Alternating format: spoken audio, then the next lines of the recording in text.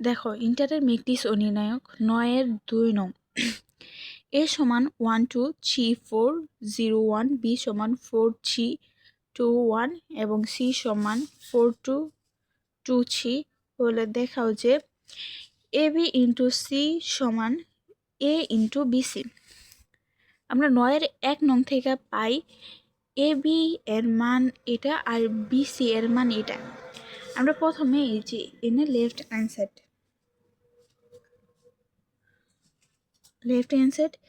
AB into C. AB এর মানটা আমরা এই 9 এর 1 নং থেকে পাইছি এবং সি ম্যাট্রিক্সের মান এটা। এখন আমরা গুণ করে দিব। আমরা জানি একটা ম্যাট্রিক্স গুণ করা যায় একটা ম্যাট্রিক্সের সারি এবং দ্বিতীয় ম্যাট্রিক্সের কলাম সংখ্যা সমান হলে। এই ম্যাট্রিক্সের সারি সংখ্যা এই ম্যাট্রিক্সের কলাম সংখ্যা সমান, সেহেতু এটা গুণ করা যাবে। এখন দেখো প্রথমে আমরা এই কলামটা লিখে নিব 8 2 ইন্টু এই 1 দিয়ে গুণ হবে 1 1 1 প্লাস হবে এই কলামটার সাথে এই 2 গুণ হবে। এই কলামটা প্রথমে লিখে নিলাম, গুণ হবে এই 2।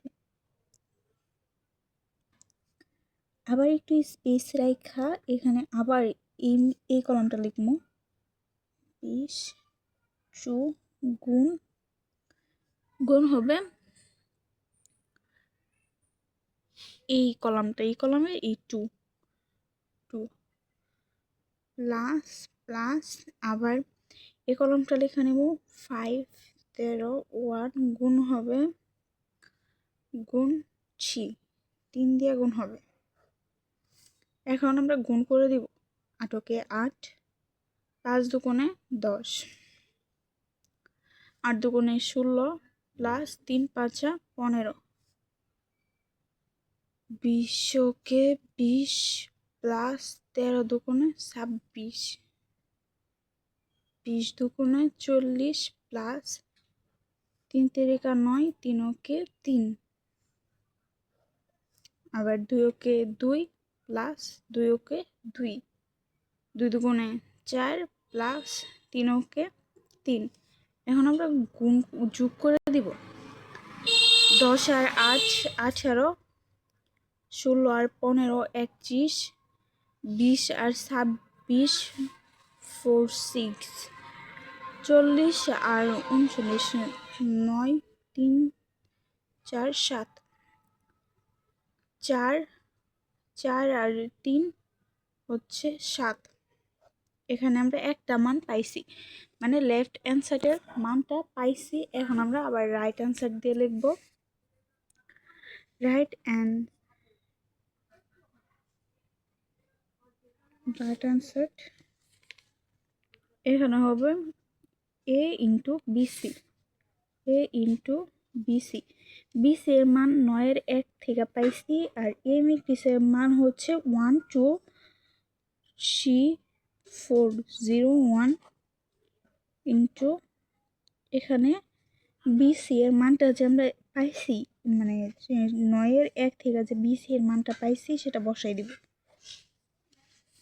এখন আমরা গুণ করে দিব এই কলমের সাথে এই কলমটা লিখবো প্রথমে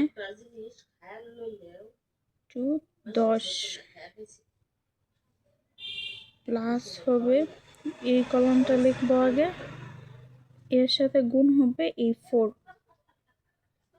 একটু স্পেস রেখে আবার এই কলমটা লিখবো, গুণ হবে এই 17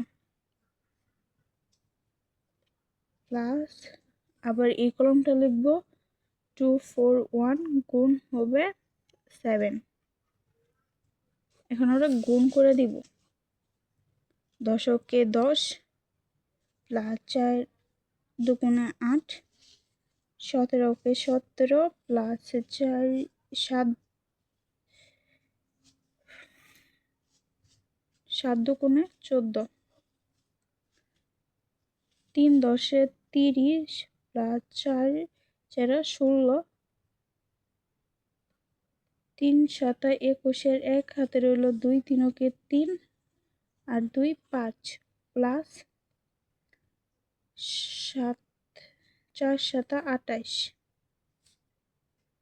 0 প্লাস 4 কে 4 এখানেও 0 7 0 0 প্লাস 7 কে 7 এখানে গুণ যোগ করে দিলে হবে 18, 10 আর 8 18, 17 আর 14 31, 31 30 আর 16 46,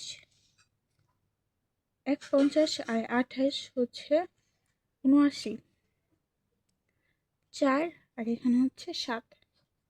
সুতরাং left hand side equal to right hand side, sweet.